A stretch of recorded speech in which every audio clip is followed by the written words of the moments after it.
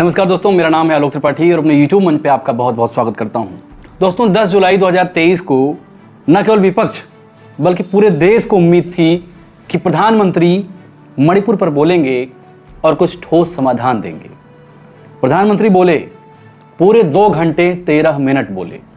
विपक्ष ने अविश्वास प्रस्ताव जो लाया था उसके खिलाफ बोले, लेकिन मणिपुर पर बोले केवल 5 मिनट 30 सेकंड, जो उनके पूरे भाषण का केवल और केवल 4% हिस्सा, उससे भी कम को रिप्रेजेंट करता है। बहुत उम्मीदें थी देश को, और बोले तो बोले। प्रधानमंत्री ने अपने पूरे भाषण में केवल राजनीति की, राजनीतिक बातें, पुरानी बातें, कांग्रेस की बातें, ऊल जुलूल फिजूल बातें। और इस पूरे भाषण में सबसे इंटरेस्टिंग बात, प्रधानमंत्री अपनी आदत से बाज नहीं आए। उनकी आदत वही पुरानी आदत, झूठ बोलना, तथ्यों को तोड़ मरोड़ कर पेश करना, विपक्ष पर आरोप लगाना, सारी जिम्मेदारी विपक्ष पर मढ़ देना, ये उस दिन भी जारी रहा। आज इसी का विश्लेषण किया है मैंने, और ये जानने की कोशिश की है कि प्रधानमंत्री ने जिन तथ्यों को लोकसभा में देश के सामने रखा उसकी सच्चाई क्या है। क्या वाकई में प्रधानमंत्री ने विषय पर बातचीत की? मैं अपने वीडियो में जाऊं इससे पहले 2-3 सवाल आपके लिए। क्या परसों यानी 10 तारीख को प्रधानमंत्री जो बोल रहे थे उसका उद्देश्य कांग्रेस को टारगेट करना था? क्या यह अविश्वास प्रस्ताव इसलिए लाया गया था कि प्रधानमंत्री कांग्रेस के इतिहास को ऊल जुलूल फिजूल शब्दों में बयां करें? क्या प्रधानमंत्री राहुल गांधी को टारगेट करें? क्या राहुल गांधी कांग्रेस मुद्दा थे? जी नहीं, मुद्दा था मणिपुर, और मणिपुर पर साहेब बोले महज 5.5 मिनट। अब आइए वीडियो शुरू करते हैं। दोस्तों, प्रधानमंत्री ने लोकसभा में जब भाषण दिया तो भाजपा समर्थकों ने इसको यह माना कि लाल बहादुर शास्त्री से भी बड़ा भाषण था। लोग मेडल देने लगे, लोग कहने लगे कि प्रधानमंत्री ने राहुल गांधी को हरा दिया। लेकिन दोस्तों, ये कोई युद्ध नहीं था। प्रधानमंत्री ने इसी भाषण में बहुत सारे झूठ बोले। एक बहुत बड़ा झूठ, और पहला झूठ, प्रधानमंत्री ने स्टार्टअप को लेकर बोला। प्रधानमंत्री ने कहा कि भारत का स्टार्टअप इस समय बुलंदियों पर है, दुनिया में सबसे तेज आगे बढ़ने वाले स्टार्टअप में भारत का नाम दर्ज है। लेकिन दोस्तों, आंकड़े कुछ और कहानी कहते हैं। जून 2023 में अरेबियन बिजनेस वर्ल्ड नामक अखबार ने एक रिपोर्ट छापी। इस रिपोर्ट में उसने लिखा कि 2022 के शुरुआती 6 महीनों में स्टार्टअप के थ्रू भारत में $17.6 बिलियन का इन्वेस्टमेंट आया था, या उसमें निवेश हुआ था, और यही रकम 2023 में महज $5.4 बिलियन रही है, यानी 3 गुने से भी कम, 1/3 से भी कम। प्रधानमंत्री आखिर क्यों कह रहे हैं कि स्टार्टअप बूम कर रहा है? एक्चुअली भारतीय स्टार्टअप अपने फेलियर की ओर आगे जा रहे हैं। ये मैं नहीं, ये आंकड़े बता रहे हैं। प्रधानमंत्री का पहला झूठ ये रहा। प्रधानमंत्री का दूसरा झूठ, LIC पर प्रधानमंत्री ने बोला। प्रधानमंत्री ने कहा LIC उनके कार्यकाल में खूब फल फूल रहा है, लेकिन ये झूठ है। बहुत सारे अखबार और रिपोर्ट्स की माने तो 2022 से अब तक LIC में आम आदमी के 2.5 लाख करोड़, 2.5 लाख करोड़ रुपए डूब गए हैं। प्रधानमंत्री जी, आखिर कौन से आंकड़े, किस आंकड़े से आप बात कर रहे हैं कि LIC फल फूल रहा है, आगे बढ़ रहा है? प्रधानमंत्री का दूसरा झूठ ये रहा।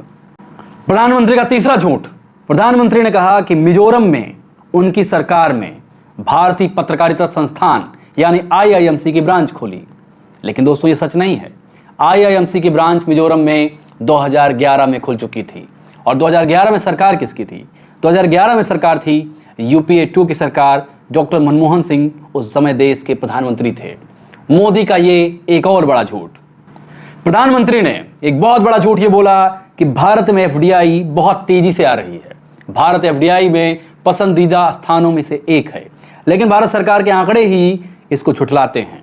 भारत सरकार के आंकड़ों की माने तो जून 2022 में $1.93 बिलियन का निवेश हुआ था, $1.93 बिलियन, और जून 2023 में यही निवेश बिलो $1 बिलियन, यानी $1 बिलियन से भी कम, आधे से भी कम निवेश हुआ है सेम महीने में 2023 में। प्रधानमंत्री जी, कैसा वादा, कौन सा वादा, कहां से लाते हैं आप आंकड़े?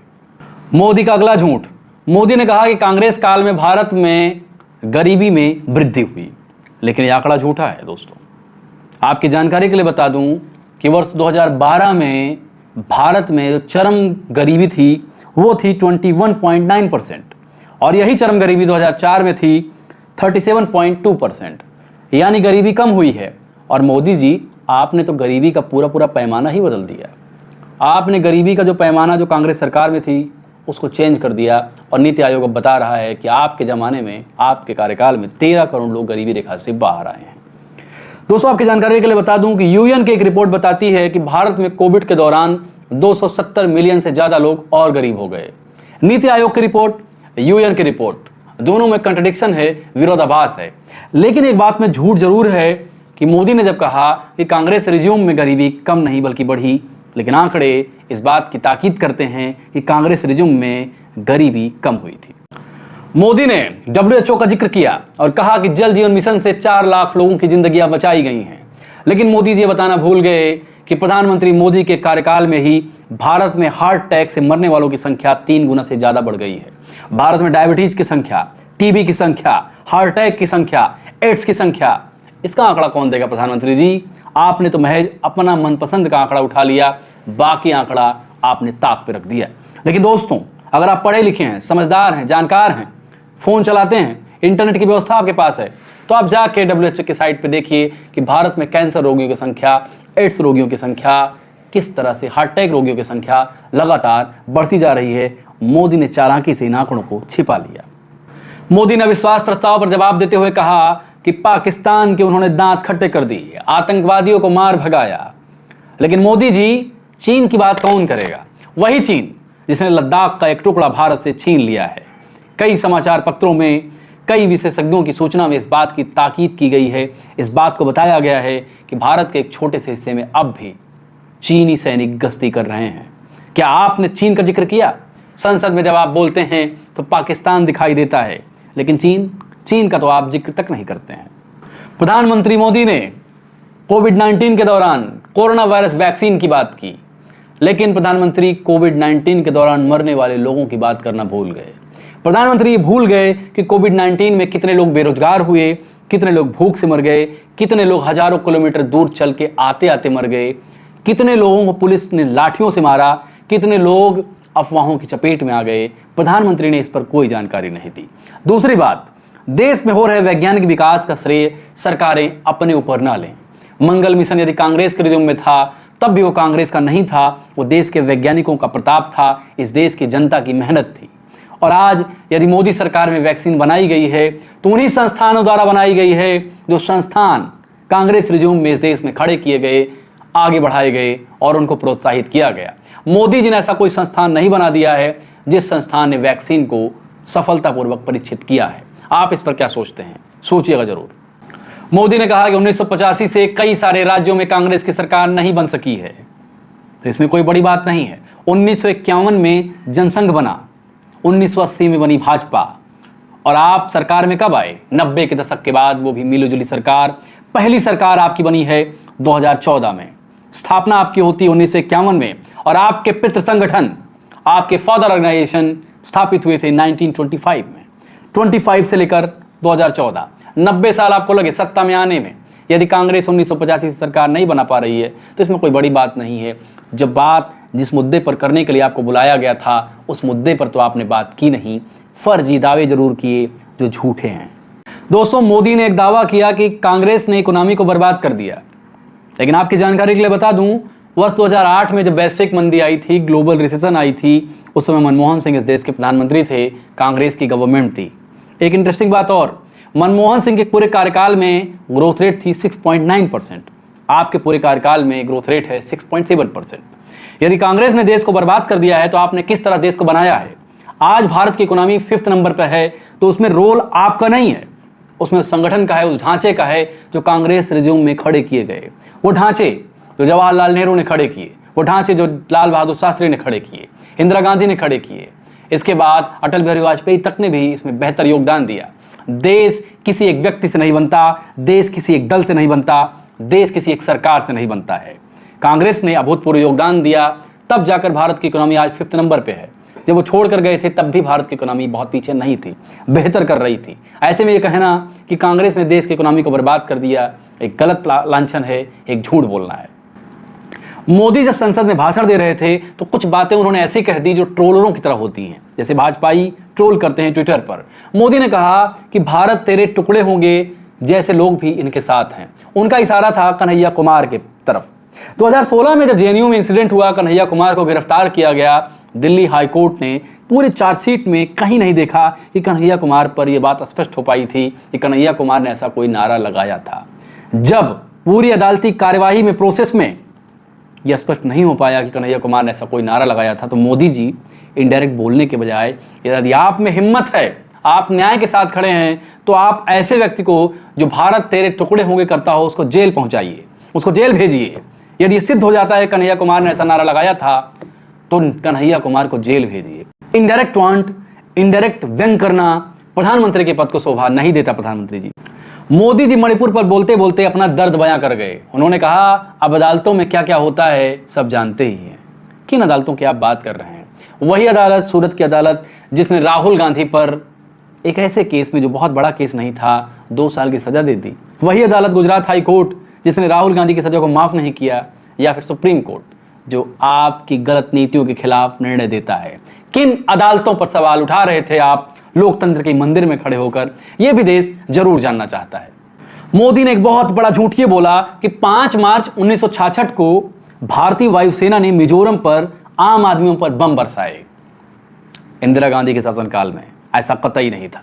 5 मार्च 1966 में भारत सरकार के कहने पर वायुसेना ने बम इसलिए बरसाए क्योंकि उस समय मिजो नेशनल पार्टी जो विद्रोही हो चुकी थी उसने आइजोल पर कब्जा कर लिया था, और आइजोल पर कब्जा करने के साथ साथ पूरे मिजोरम पर कब्जा करने की उनकी योजना थी। इस समय सरकार उनको न रोकती तो शायद मिजोरम आज भारत का हिस्सा नहीं होता। तो आप झूठ बयानबाजी कर रहे हैं प्रधानमंत्री जी, आप झूठ बोल रहे हैं। 5 मार्च 1966 को वायुसेना ने उचित फैसला किया था, उचित डिसीजन लिया था। द टेलीग्राफ जैसे बहादुर अखबार ने छापा भी कि मोदी ने अपने पूरे भाषण में ब्ला ब्ला ब्ला ब्ला ब्ला ब्ला करके बोला। मणिपुर पर 5.5 मिनट बोला। मणिपुर पर बोलने खड़े हुए, बोलते गए तो उन्होंने अमित शाह का जिक्र किया कि अमित भाई शाह ने बहुत अच्छा बोला, बिना किसी राजनीतिक इच्छा शक्ति के बोला, कोई राजनीतिक पूर्वाग्रह नहीं था अमित शाह जी के। उन्होंने एक एक टेक्निकल डिटेल बताई, लेकिन विपक्ष नहीं चाहता कि मणिपुर का हल निकले। प्रधानमंत्री ने मणिपुर की कोई टेक्निकल डिटेल ही नहीं दी। प्रधानमंत्री ने यह तक नहीं बताया कि प्रधानमंत्री के द्वारा कौन कौन से एक्शन लिए गए हैं मणिपुर में। आप लोकसभा में जब बोल रहे थे तो आपको ये बताना चाहिए कि गवर्नमेंट वहां पर पीस इंप्लीमेंटेशन के लिए, शांति बहाली के लिए किस तरह के कदम उठा रही है। क्यों देश आप पर यकीन करे? लेकिन प्रधानमंत्री ने पूरे भाषण में विपक्ष को टारगेट किया, ऐसे हंसे जैसे कोई शब्द नहीं मेरे पास। मणिपुर का एक आम आदमी कैसे महसूस करेगा कि इस देश का मुखिया उसके साथ है? उस ठिठोली में या फिर उस घमंडिया वाली बात में जो आप विपक्ष को कह रहे हैं, एक्चुअली आपकी हंसी, आपकी ठिठोली बता रही थी कि आपको मणिपुर से कोई फर्क नहीं पड़ा। देश का एक हिस्सा जो बट गया है, मैतेई और कुकी में बट गया है। नफरत की दीवार ने 2 कौमों को अलग कर दिया है। लेकिन आपके भाषण में वो दर्द कहीं नहीं था। आपके भाषण में परिवार के मुखिया के रूप में वो चिंता कतई नहीं थी। यदि चिंता होती तो आपके भाषण में 2 घंटे 13 मिनट में उस राज्य के लिए केवल 5.5 मिनट ना होता। एक राज्य आज करा रहा है, रो रहा है, और आपके लिए वो केवल 5.5 मिनट डिजर्व करता है। मोदी के झूठ, मोदी की संवेदनहीनता केवल मोदी की नहीं है, ये इस देश की संवेदनहीनता है, क्योंकि मोदी इस देश को रिप्रेजेंट करते हैं। अंतर्राष्ट्रीय मीडिया जगत में ये कहा जाएगा कि भारत सरकार ने संवेदनाहीनता बरती है।